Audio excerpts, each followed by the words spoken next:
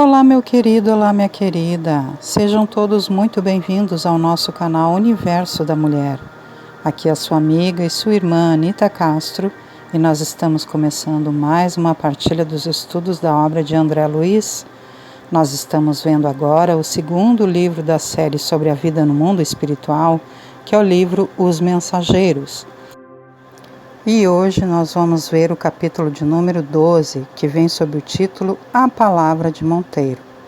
Mas antes, como eu sempre faço, eu te convido a não esquecer de curtir esse vídeo, porque quando nós curtimos, além do YouTube entender que esse material é bom para nós, é partilhado então com outras pessoas, que é o que nós queremos, não é mesmo? Partilhar o bem e tudo aquilo de bom que temos recebido através da espiritualidade maior que tem nos trazido a oportunidade desses estudos maravilhosos.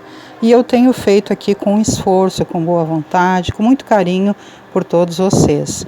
Então, assim, quando vocês curtem, vocês me estimulam a prosseguir esses trabalhos e também nós partilhamos o bem com outras pessoas.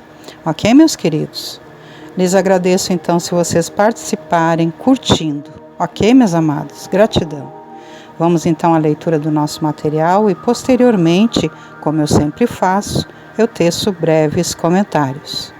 E André Luiz vai nos dizendo o seguinte: os ensinamentos aqui são variados.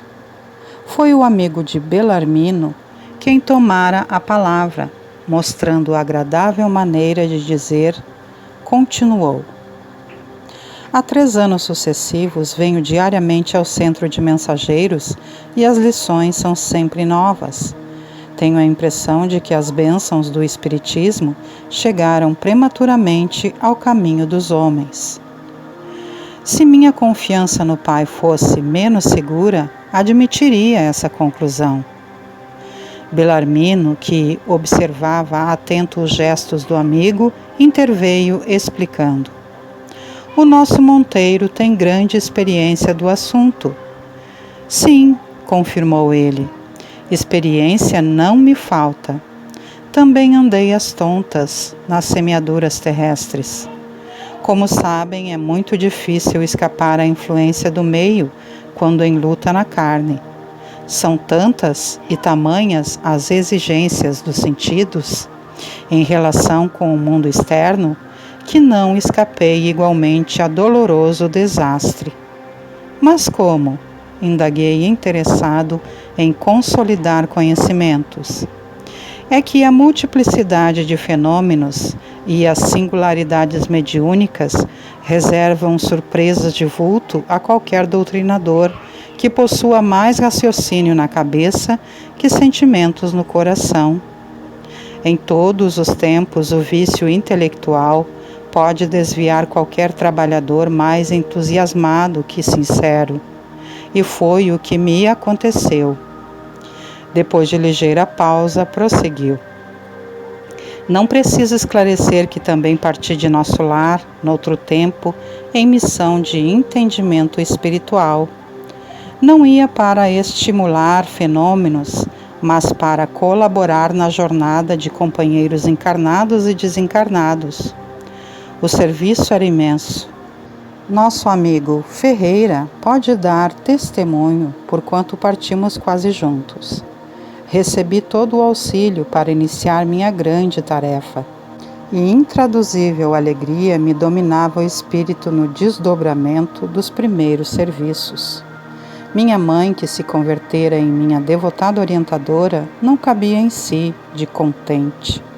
Enorme entusiasmo instalara-me no espírito. Sob meu controle direto estavam alguns médiuns de efeitos físicos, além de outros a psicografia e a incorporação. E tamanho era o fascínio que o comércio com o invisível exercia sobre mim, que me distraía completamente quanto à essência moral da doutrina. Tínhamos 4 reuniões semanais, às quais comparecia com assiduidade absoluta. Confesso que experimentava certa volúpia na assistência aos desencarnados de condição inferior. Para todos eles, tinha longas dissertações decoradas na ponta da língua. Aos sofredores, fazia ver que padeciam por culpa própria. Aos embusteiros, recomendava enfaticamente a extensão da mentira criminosa. Os casos de obsessão mereciam ardor apaixonado. Estimava enfrentar obsessores cruéis para reduzi-los a zero no campo da argumentação pesada. Outra característica que me assinalava a ação firme era a dominação que pretendia exercer sobre alguns pobres sacerdotes católicos desencarnados em situação de ignorância das verdades divinas. Chegava ao cúmulo de estudar pacientemente longos trechos das Escrituras, não para meditá-las com o entendimento, mas por mastigá-los a meu bel prazer, bolsando-as depois aos espíritos perturbados, em plena sessão, com a ideia criminosa de falsa superioridade espiritual. O apego às manifestações exteriores desorientou-me por completo.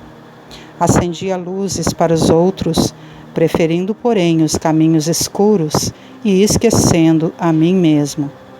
Somente aqui, de volta, pude verificar a extensão da minha cegueira.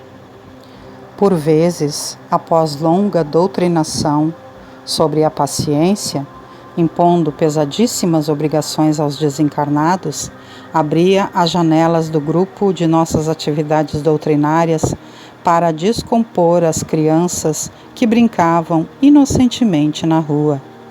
Concitava os perturbados invisíveis a conservarem serenidade para daí a instantes repreender senhoras humildes presentes à reunião, quando não podiam conter o pranto de algum pequenino enfermo.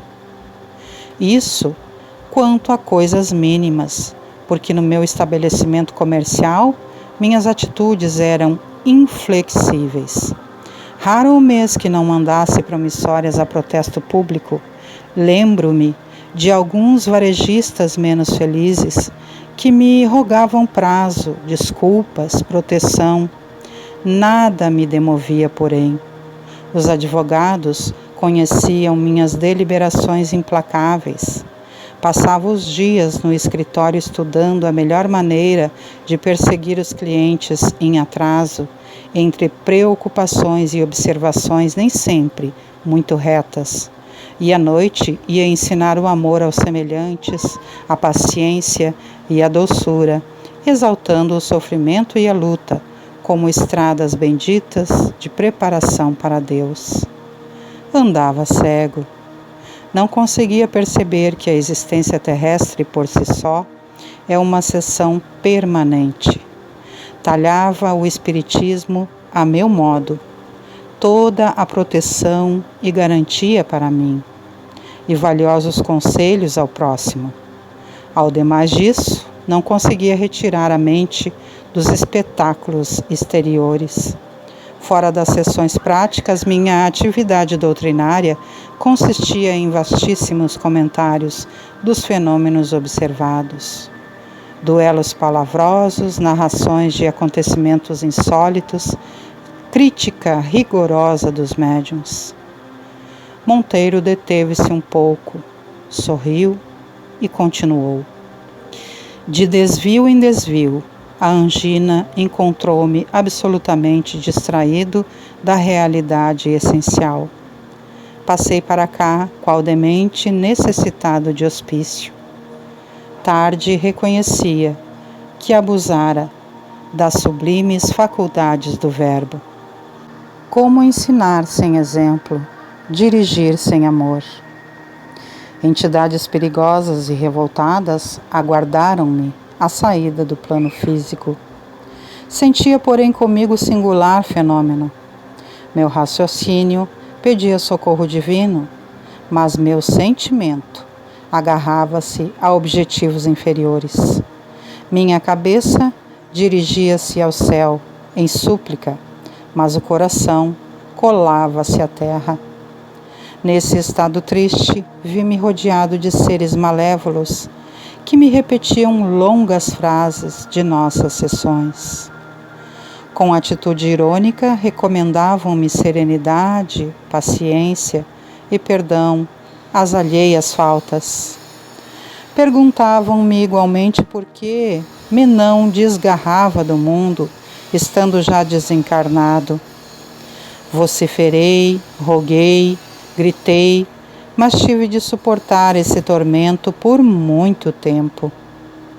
Quando os sentimentos de apego à esfera física se atenuaram, a consideração de alguns bons amigos me trouxe até aqui.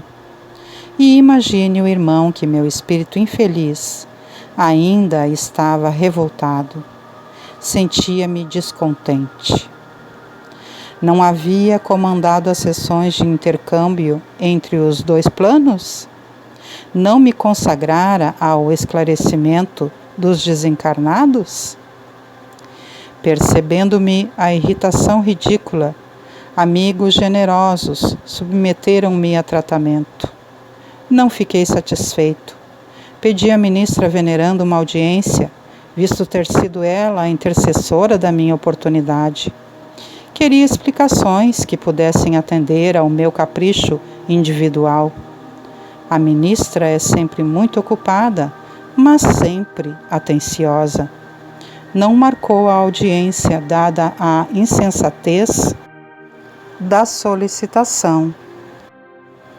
No entanto, por demasia de gentileza, visitou-me em ocasião que reservara a descanso. Crivei-lhe os ouvidos de lamentações. Chorei amargamente e durante 2 horas ouviu-me a benfeitora por um prodígio de paciência evangélica. Em silêncio expressivo, deixou que me cansasse na exposição longa e inútil. Quando me calei, à espera de palavras que alimentassem o monstro da minha incompreensão, veneranda sorriu e respondeu: Monteiro, meu amigo, a causa da sua derrota não é complicada nem difícil de explicar. Entregou-se você ao espiritismo prático junto dos homens nossos irmãos, mas nunca se interessou pela verdadeira prática do espiritismo junto de Jesus, nosso mestre. Nesse instante, Monteiro fez longa pausa, pensou uns momentos e falou comovido. Desde então, minha atitude mudou muitíssimo, entendeu? Atúrdido com a lição profunda, respondi mastigando palavras como quem pensa mais para falar menos. Sim, sim, estou procurando compreender. Que capítulo maravilhoso para nossa reflexão, não é, meus amados, minhas amadas?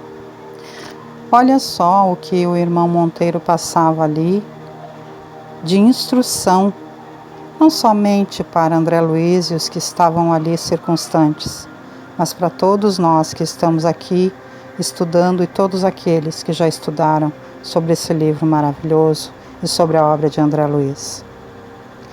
Ele que houvera sido chamado a ser doutrinador quando da sua encarnação na Terra, passou então a agir erroneamente de diversas formas. Enquanto ele pregava o bem, a paz, o refazimento, ele praticava atos de maldade, de ganância, de falta de paciência, de exageros desmedidos.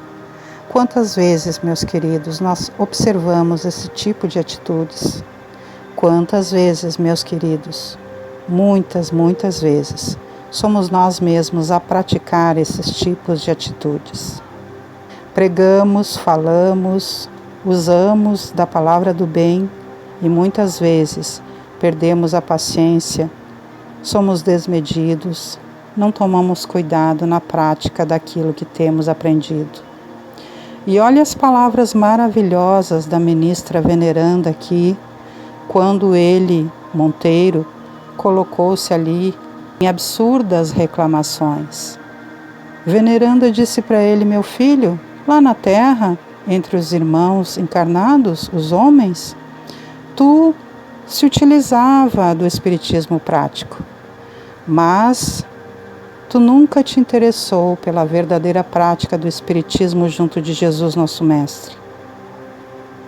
Então, uma coisa é irmos às casas espíritas, ouvirmos palestras ou darmos palestras, de forma muito interessada em praticar aquele conhecimento que estamos cheios, não é? Muitas vezes é isso que está acontecendo. E outra coisa é colocarmos em prática aquilo que temos pregado através das palestras ou que temos ouvido através das palestras. Nosso amigo Monteiro, nosso irmão Monteiro aqui, ele cometia esses erros. Ele era duro, machucava aqueles que estavam em necessidade, os desencarnados, fazia questão de demonstrar os seus erros, não tinha um pouco de compaixão.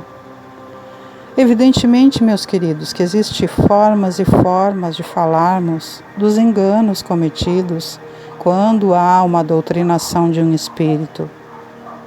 Mas ele era duro naquilo que ele fazia. E depois, na hora da prática, ele não fazia o mesmo.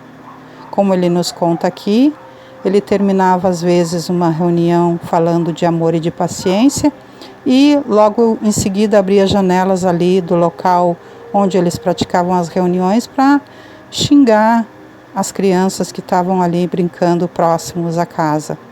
Ele cometia também o engano de, logo depois de falar de amor e de paciência, xingar as pessoas, as pobres senhoras que estavam ali, às vezes chorando devido ao sofrimento de um dos seus pequeninos, dos seus filhinhos, dos seus anjinhos, os quais elas tinham levado ali para pedir socorro.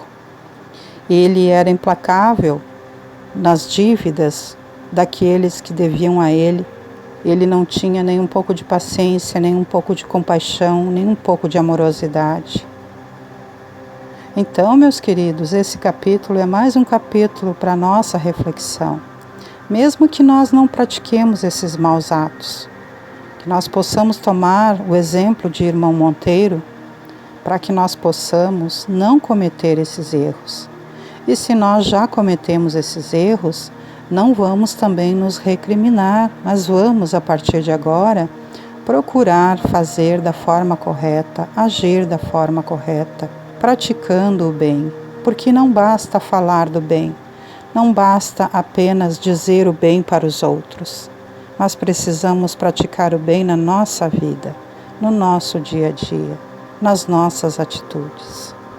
Que possamos tomar esse capítulo como exemplo, que foi um maravilhoso estudo, não é mesmo? Para mim e tenho certeza para todos vocês, porque nós estamos sempre na caminhada evolutiva aprendendo e todos necessitamos de revisão sempre, ainda que não pratiquemos esses atos. É importante que relembremos que nunca devemos os praticar e se já praticamos, que possamos nos perdoar e prosseguir corretamente, praticando o bem junto a Jesus. Vamos então encerrando o nosso estudo de hoje. Te convido ainda para que todas as segundas-feiras às 19 horas tu venhas estar comigo aqui no canal Universo da Mulher com Anita Castro, para que juntos possamos partilhar o ESG, estudo sistematizado da doutrina espírita. Todas as quartas-feiras às 21 horas nós nos encontramos com Jesus, com Maria Santíssima e com todos os amados benfeitores espirituais através do Evangelho no Lar, para iluminarmos os nossos lares, as nossas vidas e as vidas dos nossos queridos. Então, venha para cá, meu querido, minha querida, participar às 21 horas nas quartas-feiras do Evangelho no Lar. Todas as quintas-feiras, às 18h30, voltamos então a estudar as obras de André Luiz. E todas as sextas-feiras, às 18 horas, a partir do momento do passe, nós recebemos então os eflúvios benditos da espiritualidade superior e de toda a equipe amorosa que trabalha junto da amada benfeitora Maria da Soledade, que tem sempre nos trazido uma mensagem consoladora, instrutiva no início do passe e logo após recebemos então os passes para abençoar as nossas vidas.